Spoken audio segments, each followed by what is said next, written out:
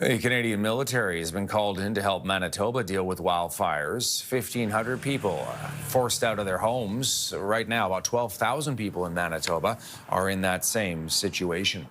Manitoba declaring a province-wide state emergency for the second time in less than 2 months. There are currently about 120 fires, a little over that, burning across the province. About 250 additional firefighting personnel have been brought in from places like the United States, Mexico, and New Zealand as well. Let's bring in Melanie Solar. She's the Vice President of Emergency Management at the Canadian Red Cross. Melanie, thanks for taking the time today. Thanks for having us. What's the latest on the situation, particularly in the northern part of Manitoba right now? This has been a prolonged wildfire event. We started towards the end of May to evacuate communities, and many communities are impacted by a second evacuation, while new communities continue to come out and seek supports from host communities in Winnipeg, Brandon, Thompson, and many surrounding communities looking for emergency support, such as evacuation support. As you just mentioned, the Canadian Red Cross is working side by side with the Canadian Armed Forces to work on those evacuation flights and transports, and then working with host communities to provide supports while they are out.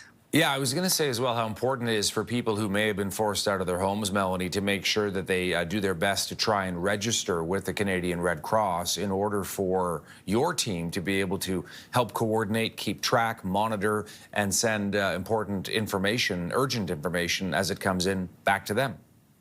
Thank you so much for mentioning that. We are registering all people impacted by the event.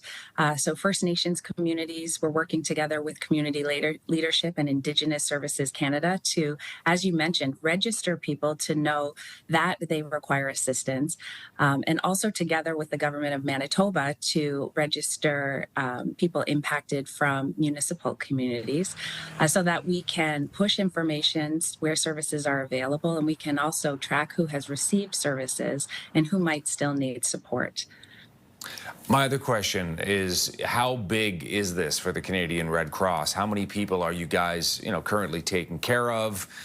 We're hearing that there are even volunteers from the American Red Cross, Melanie, that are on their way to Manitoba to help out. Thanks for mentioning that too. So at the moment, we have registered more than 24,000 people in both First Nations and municipalities in Manitoba who have been impacted and who are displaced. This really is a collective whole of society response whereby Indigenous Services Canada, together with other community serving agencies, the province of Manitoba, host communities and municipalities, and agencies of all kinds are coming together to provide these supports. For the Canadian Red Cross, today, for example, we have more than 180 scheduled volunteers and personnel from across Canada who have landed in Winnipeg to help support at a variety of sites. And also supporting via call center and doing mobile outreach into smaller communities.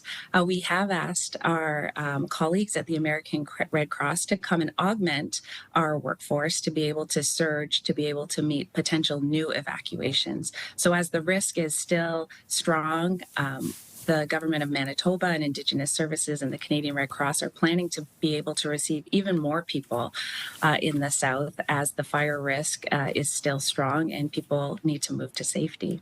There are other organizations also, non-governmental organizations also helping. And so it really is a pull together to be able to provide the supports during this prolonged event. Melanie Solar joining us with the Canadian Red Cross. Good to see you, and thanks for taking the time, Melanie. Thank you so much.